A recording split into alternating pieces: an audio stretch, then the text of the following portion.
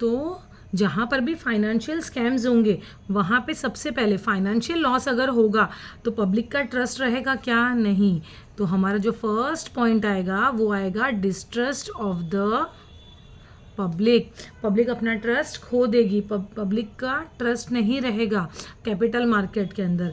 उसके बाद जो सेकंड पॉइंट आता है, जहाँ पर देखो अगर पब्लिक ने ट्रस्ट खो दिया तो पब्लिक जो है वो वहाँ से अगेन इन्वेस्ट करेगी नहीं। तो सबसे फर्स्ट क्या हो जाएगा? Transactions will be lower down, transactions भी कम हो जाएंगे। और इसके साथ साथ जो भी फाइनेंशियल स्कैम्स होंगे, देखो जो छोटे मोटे इन्वेस्टर्स हैं उनको उतना फ़र्क नहीं पड़ेगा, लेकिन जो बड़े बड़े इन्वेस्टर्स हैं जो बहुत ज़्यादा अमाउंट में इन्वेस्टमेंट कर रहे हैं या बहुत ज़्यादा अमाउंट में कैपिटल में इन्वेस्ट करते हैं, तो जो ऐसे जो लोग हैं जिनसे एक्चुअली में कैपिटल मार्केट को फ़ायदा होता है, तो जो कैपिटल मार्केट है उसमें वो लोग इन्वेस्ट करना बंद करेंगे। क्यों ऐसा? बिकॉज उनको क्या हो रहा है? लॉस हो रहा है। और ये लॉस भी कैसा है? The losses is irreparable. Loss कैसा है? इररिपेरेबल, जिसे हम रिपेयर कर सकते नहीं हैं। इट मीन्स ये जो फाइनेंशियल स्कैम है, ये फाइनेंशियल स्कैम कैसा होगा? इररिपेरेबल होगा। तो सबसे फर्स्ट पॉइंट जो मुझे मिला है वो है फाइनेंशियल स्कैम्स। ठीक है, देखो अभी नंबर 2 जो पॉइंट है वो हमारा आएगा ई से। ई से जो हमारा पॉइंट आ रहा है वो है हमारा एफिशिएंसी। हमारी ई से क्या आएगी? एफिशिएंसी। लेकिन जो एफिशिएंसी की जो मैं बात कर रही हूँ, ये एफिशिएंसी कैसी होगी? Informational efficiency. कौन सी एफिशिएंसी? Informational efficiency. इंफॉर्मेशन, हमारी जो इंफॉर्मेशन है उसकी एफिशिएंसी कैसी होगी? कम होगी। तो यहाँ पे पॉइंट हमारा क्या आ जाएगा? लैक ऑफ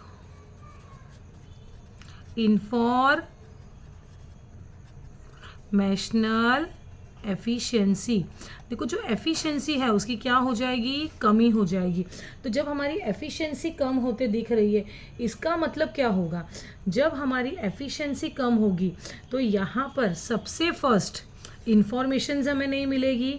दूसरी बात, प्रॉपर हमको प्राइस का नॉलेज नहीं रहेगा कि क्या प्राइस चल रही है या कितना प्राइस अप होगा, कितना प्राइस डाउन जाने वाला है स्टॉक मार्केट के अंदर, ये सब नहीं होगा। देखो इंफॉर्मेशनल एफिशिएंसी जो डेवलप कंट्रीज़ है ना, वहाँ पे बहुत ज़्यादा है।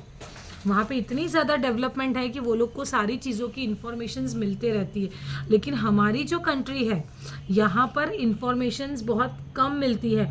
और जो टॉप लेवल के जो अंदर के जो काम करने वाले इनसाइडर्स होते हैं, उनका क्या बेनिफिट होता है कि उनको एक ये पता रहता है कि जो चीज़ ज़्यादा बेनिफिट देती है वो चीज़ों को वो लोग क्या करते हैं, वो चीज़ों को वो लोग ज़्यादा खुद के बेनिफिट के लिए वो लोग यूज़ करते हैं।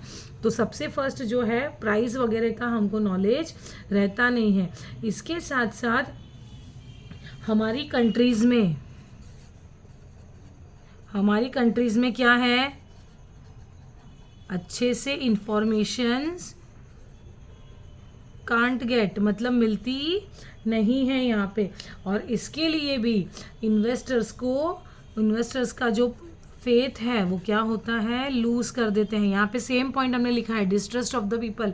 यहाँ पर भी सेम, लूज फेथ को वो लोग लूज कर देते हैं। इट मीन्स वो लोग को इन्फॉर्मेशन ठीक से नहीं मिल रही है, इसलिए वो लोग क्या करते हैं? फेथ को लूज करते हैं। तो वो लोग आगे क्या करेंगे? सोचेंगे नहीं कि वो लोग क्या करें, इन्वेस्टमेंट करें। यहाँ पे आगे देखो, यहाँ पर थर्ड पॉइंट, यहाँ पे आगे क्या है? एम से हम लोग क्या डालेंगे? मैनिपुलेशन। किसका मैनिपुलेशन होता है? किसको मैनिपुलेट किया जाता है? प्राइस को मैनिपुलेट देखो कैसे किया जाता है। यहाँ पे प्राइस का मैनिपुलेशन होता है क्योंकि यहाँ पे देखो इनसाइडर्स, तुमको भी मालूम है कि जो इनसाइडर ट्रेडिंग होती है, इनसाइडर मतलब जो कंपनी के अंदर की जो मेन ट्रेडिंग्स होती है उसकी नॉलेज कुछ लोगों को पहले ही हो जाती है। तो इन्फॉर्मेशन अगर उनको पता है तो सबसे पहले यहाँ पे फर्स्ट पॉइंट आएगा कॉन्फिडेंशियल इंफॉर्मेशंस क्या हो जाती है? लीक हो जाती है, क्योंकि इनसाइडर लोगों को पता होता है, जिसकी वजह से भी प्राइस क्या होता है, मैनिपुलेट होने लग जाता है। दूसरा, जिसने ये इंफॉर्मेशन लीक की है वो सबसे फर्स्ट अपना क्या देखता है, पर्सनल गेन, खुद का क्या देखता है, वो बेनिफिट्स देखता है वो खुद का, और इसके साथ साथ पर्सनल गेन और बेनिफिट्स के साथ साथ ही वो अपने फ़ायदे के लिए क्या करता है, सिक्योरिटीज़ को बाय करता है, या तो सिक्योरिटीज़ को वो क्या करता है, सेल करता है। शेयर्स, डिबेंचर्स वगैरह की बात कर रही हूँ मैं, उनको वो या तो बाय करता है या तो वो सेल कर देता है, और खुद के बेनिफिट से वो लोग करता है। तो ये जो प्रॉब्लम है प्राइस मैनिपुलेशंस की, वो भी हो जाती है। और इसके साथ साथ कौन सी शेयर्स के प्राइस अप जाने वाले हैं, कौन सी शेयर्स के प्राइस डाउन जाने वाले हैं, इन सब चीज़ों की भी नॉलेज उसको पहले से ही हो जाती है। तो इसीलिए वो क्या करता है, इल्लीगल एक्टिविटीज़ जो है, मतलब इल्लीगल जो ट्रांजैक्शंस है, क्या करता है, इल्लीगल ट्रांजैक्शंस जो है वो स्मूथ फंक्शनिंग के लिए बहुत प्रॉब्लम्स क्रिएट करते हैं।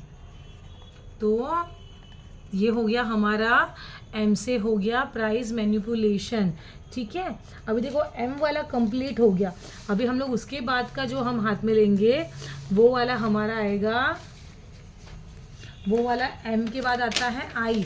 आई वाला देखो, आई का मतलब होता है यहाँ पर इनएडिक्वेट डेप्ट इंस्ट्रूमेंट। नेक्स्ट जो क्वेश्चन है वो है इनएडिक्वेट डेप्ट इंस्ट्रूमेंट। इनएडिक्वेट डेप्ट इंस्ट्रूमेंट का मतलब होता है यहाँ पे डेप्ट इंस्ट्रूमेंट जो है वो इनएडिक्वेट है। देखो जो स्मॉल इन्वेस्टर्स होते हैं वो तो वैसे भी डेप्ट इंस्ट्रूमेंट में जाते नहीं है। अगर देखो मुझे थोड़ा बहुत ही इन्वेस्ट करना है, मैं बहुत छोटी इन्वेस्टर्स हूँ और मुझे थोड़ा बहुत ही अगर मुझे इन्वेस्ट करना है तो मैं क्या करूँगी, मुझे अगर थोड़ा बहुत ही इन्वेस्ट करना है तो मैं इन्वेस्टमेंट करने से पहले सोचूंगी, क्योंकि मुझे डेप्ट में इन्वेस्टमेंट करना है। और अगर मैं डेप्ट में इन्वेस्टमेंट करूँगी और कल को उठ के डेप्ट मतलब क्या, उधारी वाला कामकाज, हाँ एक्सटर्नल जो होता है वो, तो इसमें जो भी है उसमें मुझे लॉस भी होने के चांसेस है, तो मैं रिस्क लेना नहीं चाहूँगी। तो छोटे छोटे जो इन्वेस्टर्स होते हैं वो लोग क्या करते हैं, इन्वेस्टमेंट करते ही नहीं है, जहाँ पे सिक्योरिटी रहती है वहाँ पे ही वो इन्वेस्ट करते हैं। और उसके साथ साथ जो भी डेप्ट इंस्ट्रूमेंट इशू होती है, जैसे कि बॉन्ड्स, डिबेंचर्स, ये जो सिक्योरिटीज़ इशू हो रही है, इनका जो ट्रांजैक्शंस कॉस्ट वगैरह होता है वो बहुत ज़्यादा होता है, और ये स्मॉल और मीडियम जो मार्केट है उसके लिए इफ़ेक्टिव नहीं है।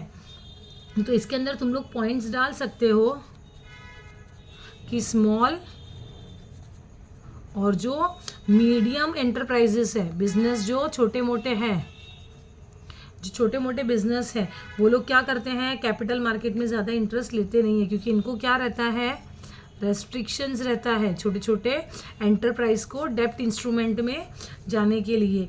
इसके साथ साथ जो डेप्ट इंस्ट्रूमेंट होता है वो स्मॉल इन्वेस्टर्स के लिए सूटेबल भी नहीं है, क्योंकि वो लोग हाई रिस्क लेना चाहते नहीं हैं।